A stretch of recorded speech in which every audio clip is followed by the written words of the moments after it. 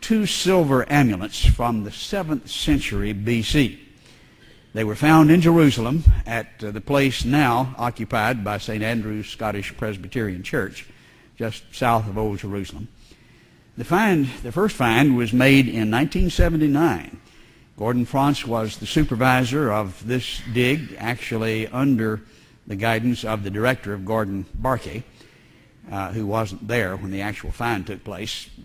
Judith Hadley is the one who actually found the silver amulet. She was a grad student at Wheaton, and she's now professor at Villanova. But one of her colleagues is laying here in what was a tomb.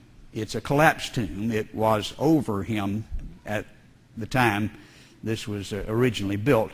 And under where he's laying is a storage area with a number of pots, pottery, various artifacts. And it was in the corner, as Barclay is indicating in the inset there, that this amazing find was made. Silver amulets that were rolled up, but they had inscriptions on them from the Bible. This is from Numbers chapter 6, verse 24. The Lord bless you and keep you, and the Lord make his face to shine upon you. The priestly blessing was what the priest wore around their neck. They inscribed this on the pieces of silver, rolled it up, and wore it as an amulet. This is from Jeremiah's time, clearly identified from the pottery as well as from other cultural implications, and really not even contested by the liberals.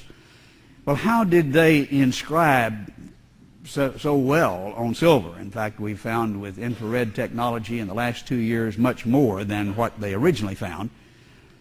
Numbers 6, 24, 25, and 26 were very obvious. As we developed more technology, reported in the New York Times, by the way, just 2 years ago, almost the whole chapter of the context is engraved on the back of it. How did they do that? I think we get a hint from Jeremiah 17, where we read, the sin of Judah is written down with an iron stylus with a diamond point. It is engraved on the tablet of their heart. Evidently, they were doing some engraving with diamonds at the end of an iron stylus.